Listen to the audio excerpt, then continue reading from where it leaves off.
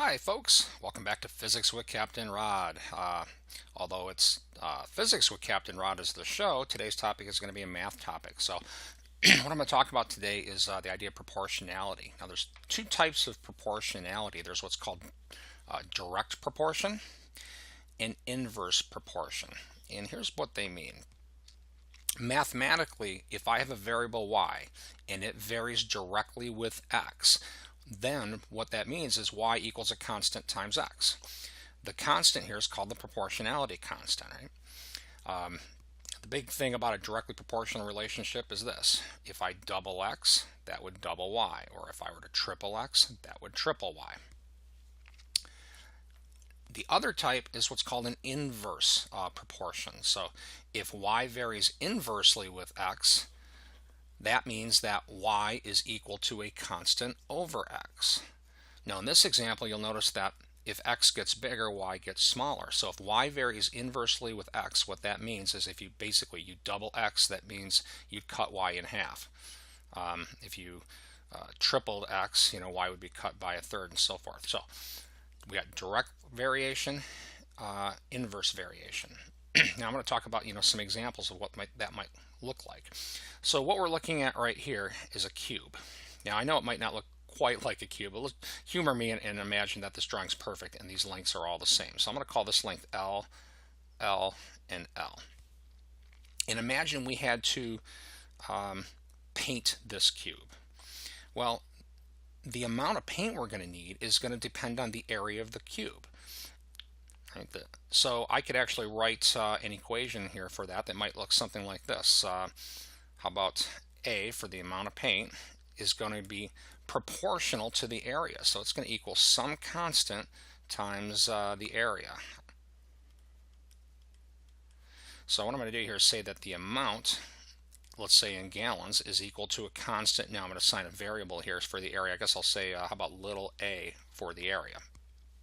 And what this means is basically if I double the area of the cube, I'm going to expect to need double the amount of paint. Right. Now, as far as an inverse proportional relationship here, in physics or in chemistry, there's a very important quantity called density. And density is equal to mass over volume. So if I were to kind of take this and condense it down and write it in a form of an equation here, I could say that the density is equal to m over v. All right, so here's an example of inverse variation here. Because the larger the volume, the smaller the density, we would say that the density is inversely proportional to v. Now, in this example, there's actually two types of proportionality happening. The mass conceivably could vary. So in this case, we would say that the density is directly proportional to m and inversely proportional to v.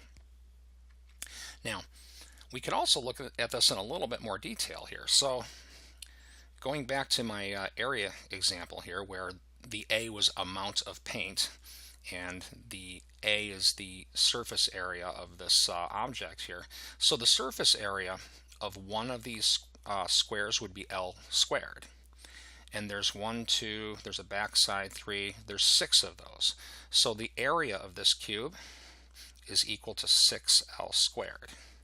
So what I can do here is I can actually take this and sub it in for the A here. So area equals, amount of paint equals a constant times 6L squared.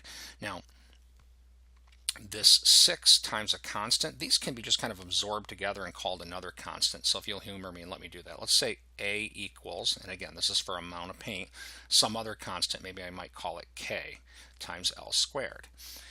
Here's an example of a direct variation, but the amount of paint isn't varying with L, it's varying with L squared. And there's nothing wrong with that. You can vary directly with any power of any variable. What that basically means is if I double L, now I'll have 4 times the area. Amount of paint. If I double L, it would take 4 times the amount of paint. If I were to triple L, it would now take 9 times the amount of paint because of the L squared here. All right, looking at my density example, let's see, density is mass over volume. but the volume of a cube is equal to length times width times height. So another way to write this would be d equals m over L cubed. So now in this example, what we're looking at is that the density is directly proportional to the mass, but inversely proportional to length cubed, right? So as far as proportionality, we can kind of write it maybe a general statement like this. Y could vary directly really with any power of x. So kind of a general equation for that would look like y equals some constant times x to the n. Again, this n, it might be a 1, a 2, a 3, a 4, etc. Right? For inverse proportion, y could vary inversely really with any power of x. So we could say kind of in general y equals a constant over x to the n. So direct variation, inverse variation. Big things to know: if y varies directly with x, that means y equals a constant times x. And again, you can substitute any variables here you want. Like for example, if z varied directly with L, then you could write z equals a constant times L. Inverse variation: if y varies inversely with x, that means y equals a constant over x. And again, you could call these anything you want. If z varied inversely with L, that would mean z equals a constant over L. Right, now these are, I guess, what I would call the linear examples here, but you can also look at this, in terms of powers. So that's right here. Let's look at this. If y varied directly with x squared, that would allow us to write y equals a constant times x squared. If y varied inversely with x squared, that would mean y equals a constant over x squared, and so forth.